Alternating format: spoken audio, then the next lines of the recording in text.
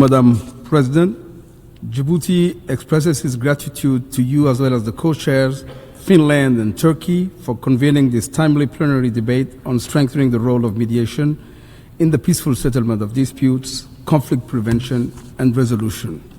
This dialogue could not have come at a better time. It's an opportunity to assess the impact of Resolution 7304 as adopted on September the 9th, 2016, which no doubt has made significant progress in spite of enduring challenges. Resolution 70/304, which was well grounded in the UN Charter, Article 33, moved mediation away from being a supplementary effort on diplomatic interaction towards being a central pillar in the operations of our organization. The Secretary General's good offices, the Department of Political and Peacebuilding Affairs, the Mediation Support Unit, regional envoys, special representatives, standby experts, and the Peacebuilding Fund constitute impressive architecture for preventive diplomacy and mediation. However, the significant resources at the disposal of the United Nations are largely emasculated in today's geopolitical realities. Early warning capacities, we have learned, do not imply early action. Continued political divisions among external actors, which incentivize zero-sum calculations, constrain early action, and make the prospect of peace increasingly dim.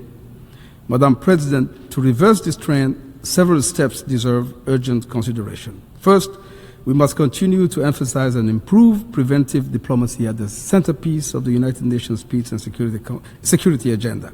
Second, member states should provide determined and stronger political support for mediators and special envoys. Fourth, under-resourced mediation efforts often fail to produce the expected outcome. Therefore, finance should not be a challenge to mediation efforts, whether by the UN or regional organizations. Fifth, perhaps the most visible achievement since 2016 has been the stronger emphasis on women's inclusion in mediation and peace processes. However, progress is still slow. Sixth, the United Nations must deepen cooperation with regional and sub-regional organizations. Despite setbacks and continued challenges, regional organizations have done comparatively better on mediation. Regional actors indeed possess unique insights, proximity, and legitimacy. Seventh, mediation must adapt to contemporary challenges. Today's conflicts increasingly involve non-state armed groups, terrorist organizations, criminal networks, climate-related pressures, and transnational dimensions that were less prominent in earlier decades. Mediation involving non-state actors presents unique political, legal, and operational challenges. The United Nations should continue strengthening the expertise and flexibility of its mediation mechanisms to respond to these evolving challenges. The United Nations should also seek to build constructive coalitions to help manage geopolitical rivalries among external actors. Sustainable peace is achieved when mediation places the security, dignity, and aspirations of the people at the center of the peace process while accommodating the legitimate interest of external actors. Madam President, Djibouti strongly supports mediation. Under the leadership of President Gele, we have been engaged in determined efforts with our sub-regional partners in the Horn of Africa to move mediation between the theoretical levels.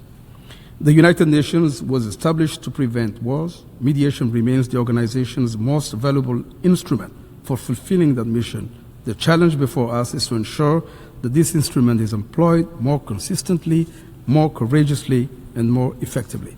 Thank you for your attention.